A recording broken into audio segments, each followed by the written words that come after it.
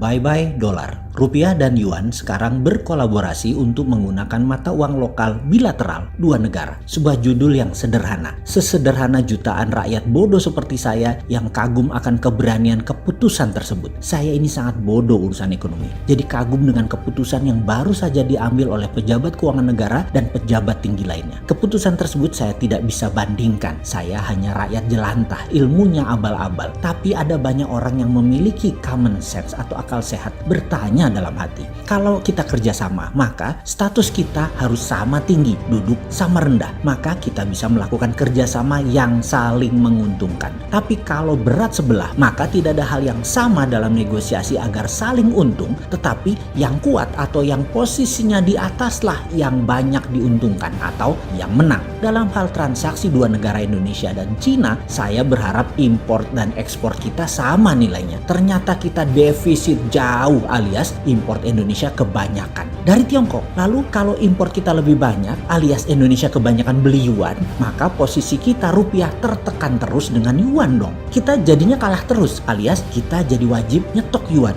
Bos, kita dengan dolar saja kita tekor. Ini sekarang dengan yuan, ya kita tekor lagi. Dan karena kita tekor terus, kita harus jadi ambil yuan. Kalian ini nggak kapok ya dikadalin dolar dan IMF. Dan sekarang mau dikadalin yuan dengan obornya. Nggak ada yang namanya kerja sama yuan rupiah di saat neraca perdagangan jomplang minus gede seperti ini. Kita jadi harus punya yuan. Kita kok jadi mirip provinsinya Cina nih sebentar lagi. Rupiah kita kurang terus dan Tiongkok apa yang dilakukan? Ya cetak saja yuannya sesuka-suka mereka. Toh ada Indonesia yang beli, gitu kan? Masih belum paham juga ya. Gini, ini versi saya loh ya, yang bodoh ini loh ya. Bukan versi Menteri Mega Bintang atau Menteri Multitalent. Ini si Sontoloyo, ilmunya abal-abal. Di tahun 2009, puncaknya subprime mortgage Amerika printing money gede-gedean. Di mana di mata Anda para ahli ekonomi yang terhormat, nanti Amerika inflasi. Silahkan ilmu kalian pertahankan sampai mati tuh ilmu inflasi. Faktanya di tahun 2010, 2011, 2012 dan seterusnya inflasi Amerika kecil. Bisa dijelasin? Jadi pada saat masalah ekonomi di sebuah negara yang pakai printing money tadi selesai, maka uang beredar tadi kebanyakan atau banyak. Sementara produksinya ya sama saja. Jadi solusinya adalah uang tersebut disebar ke seluruh dunia, terutama di negara berkembang yang mana kenaikan produksinya masih tinggi.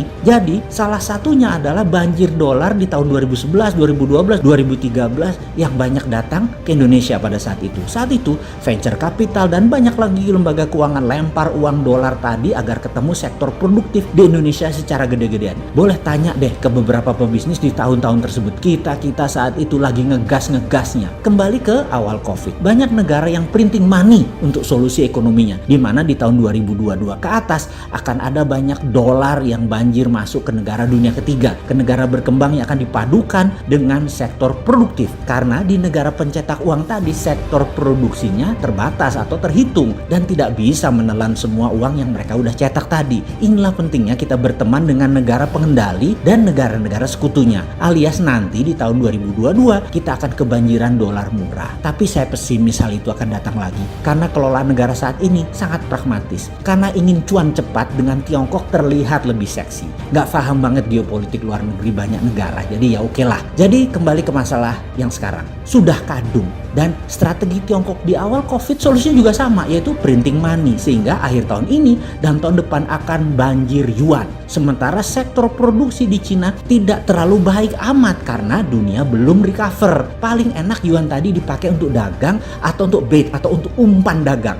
Disambut loh sama Indonesia. Saya mikir, lah cetak uang rupiah sendiri juga bisa. Kenapa mesti yuan? Kenapa mesti dolar? Apalah itulah namanya. Lalu kalau nanti efek rupiahnya beredar banyak karena kita printing money, ya kita tinggal kerjain negara tetangga dengan pura-pura kerjasama dedolarisasi. Ya kayak kalian sekarang lah dengan Tiongkok. Gitulah mirip-mirip. Negara Vanuatu yang ngocol itu kita kerjain. Solomon Island kita garap. Timur-Timur Papua Nugini kita garap. Itu baru namanya pejuang bernegara. Kalau saat ini kok selalu jadi victim si bernegaranya? Ini otak kita rakyat yang bodoh atau memang pejabat negara yang terlalu pintar hingga rakyat yang jelantah ini memang nggak bisa paham langkah mengelola negara kalian? Mudah-mudahan kalian benar. Kalau suatu hari nanti kelihatan hasilnya negatif, apa nggak takut sama dosa kalian itu? Dosa karena tidak berilmu dan dosa karena tidak mau denger.